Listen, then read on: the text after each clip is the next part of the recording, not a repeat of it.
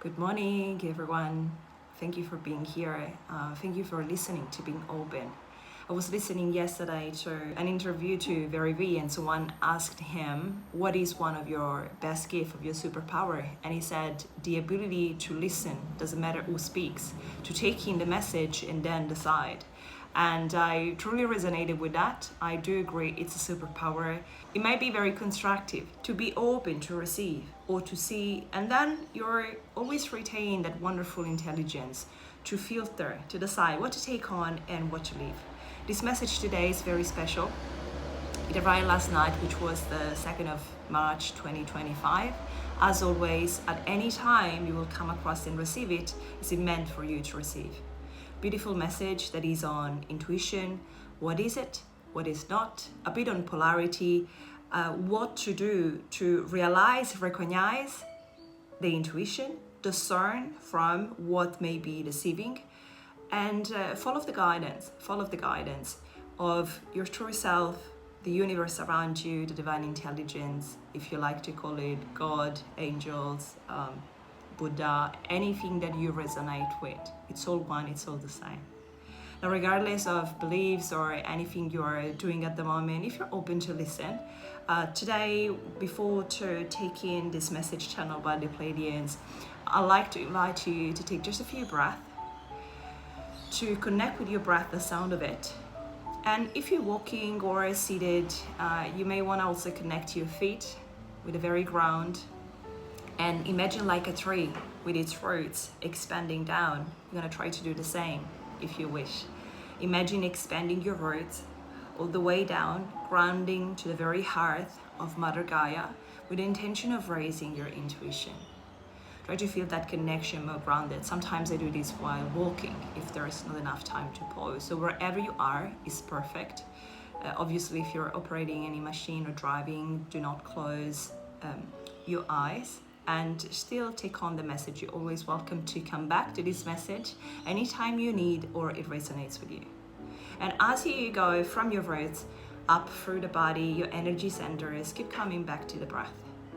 Your eyes may be open. If it's safe to do so, they may be closed. And for today, I'm going to provide a few seconds of tuning fork. This is 5 to 8 frequency, which will help to connect.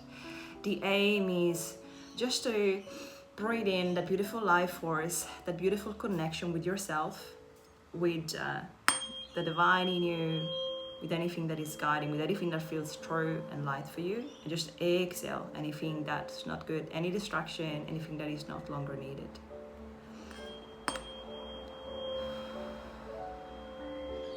This is a beautiful sound that communicates not just to the auditory system, but also beautifully to the cell of the body, to the whole system.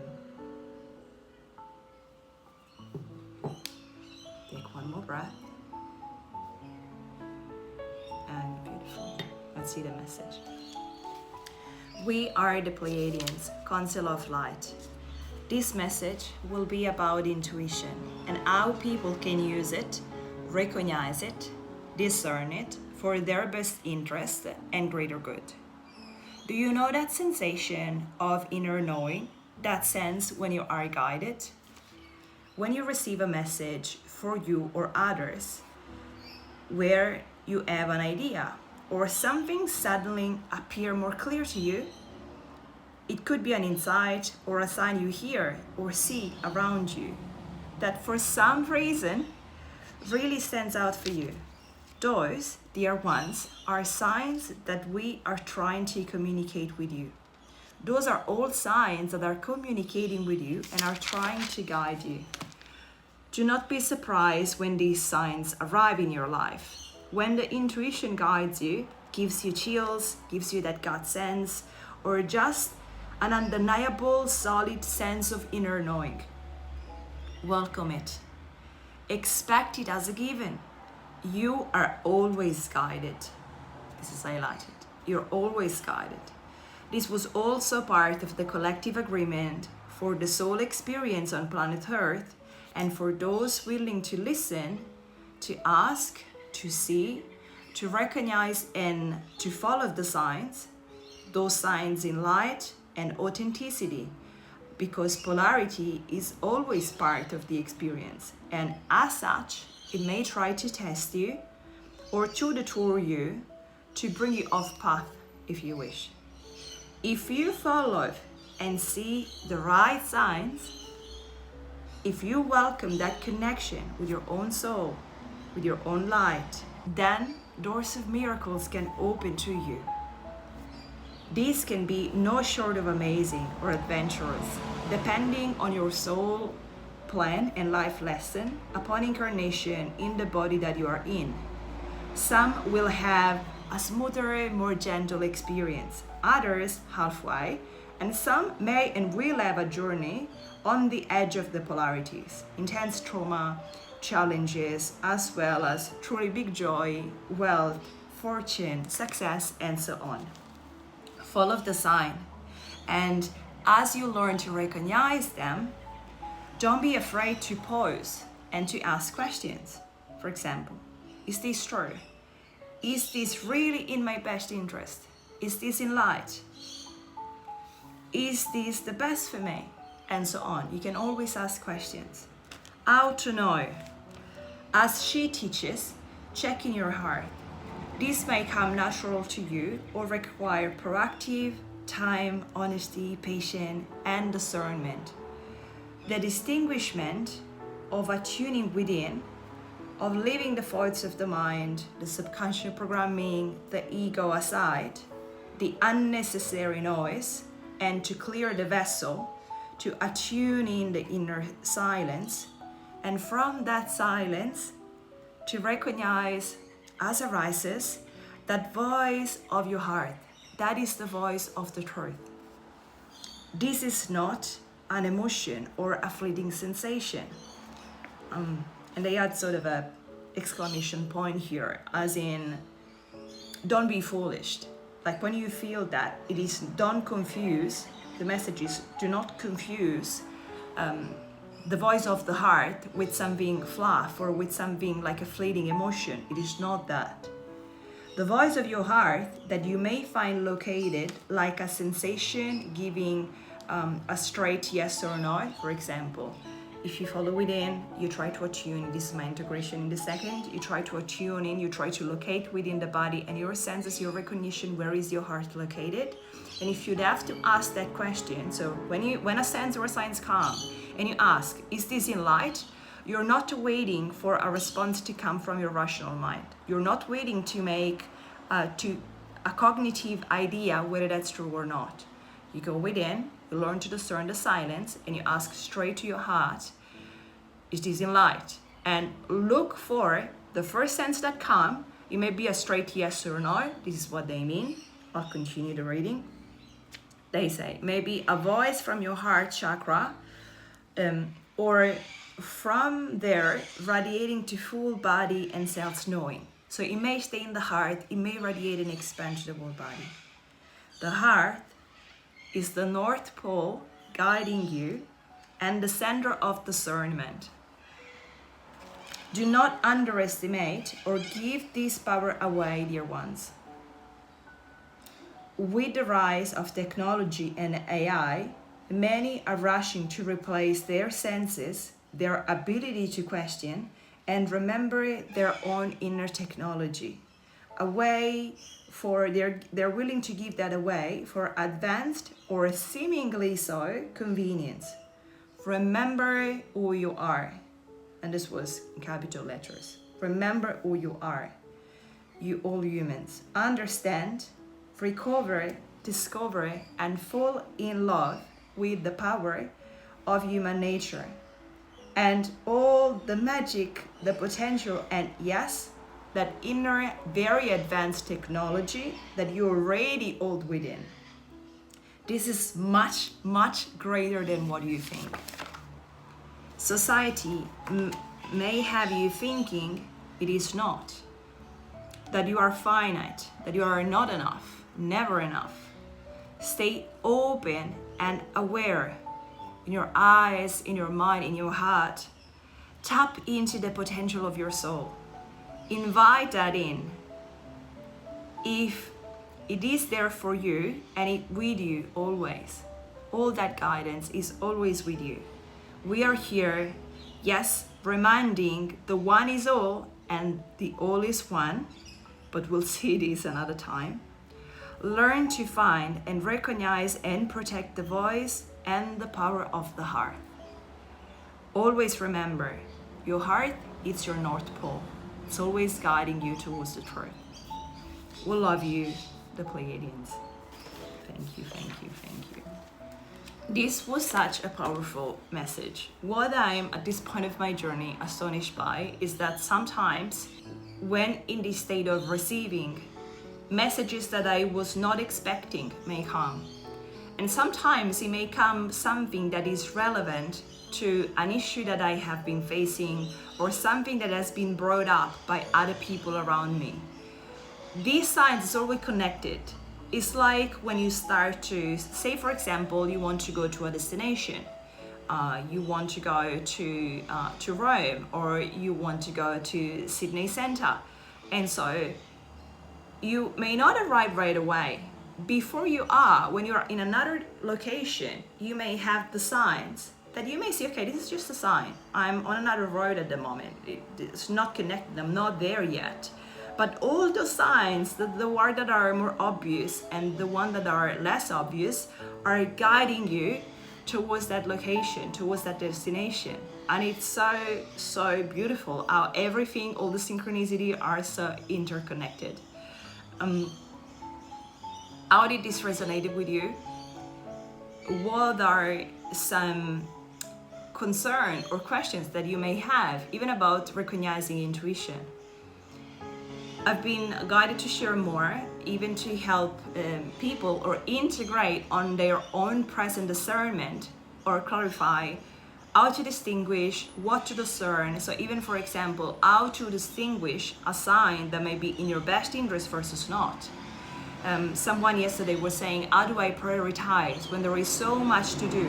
Or how do I distinguish and notice the difference between all the stimuli that we are surrounded with and which ones are the signs for me? If you're interested to go deeper with this content, let me know in the comment below. When I pass on these messages, I'm at service, and so it's a very humbling journey that I would have never imagined I would walk through. I'm gonna be honest with you, because in this channel, by now so small, most of the people know me for real, in real life. And the first time that they were nudging me, okay, share the message, I had nausea in the body. And this is also an example of discernment and distinguishment and that intuition. I knew from my heart, these messages and everything was true. And even the channeling, all that I was receiving was true. And it's been a long lifetime journey of preparation, of testing, of being tested, of testing the integrity, of testing the free will and the choice. And once it was consolidated, the path I was walking was completely in integrity and in light. The things that started to come have been no short of magic, no short of amazing. And what I want to share with you is that sometimes it may be, and if there is anyone of younger generation, whether you are in your 50, 60, 70, 80, whatever, and you're losing hope, you're seeing a word that you do not resonate as much with, and you're saying like, who cares? Sometimes I'm gonna give in, whether I'm gonna let myself fall back on my self-care, or just giving away a piece of integrity, or doing things right, or doing the right thing where no one sees you. The more you go off path, the tougher it is to come back to that original track. So never lose faith, never lose that sense of it in self. We're all connected across all time and space. We are all connected, is all one. And if this is too much for you at this time, or it doesn't make sense, it's okay. It doesn't have to. Maybe it will, maybe not. It's okay. Just look around. Again, always that connection of nature. that beautiful harmony, that the system of the cell, the system of nature, everything that is so divinely intertwined and orchestrated to collaborate together. So as humans, in the same way, we are designed to collaborate and co-create together. Intuition is there for us to guide us. If we open the door, if we ask, like you need to ask as in you want to know, you want to receive the right guidance. You can ask, you can talk with your own self. Again, there is no label here. There is no religion. If you're religious, it's okay. If you're not religious, it's okay. If you're atheist, it's okay. This is for everyone. We all are souls. So whether you want to call universe, love, you can call it however you want. It doesn't matter. It doesn't change. But you can ask to be guided, to be shown the signs that are right for you. And at some point you will know. But how do you know? I'm going to make this example.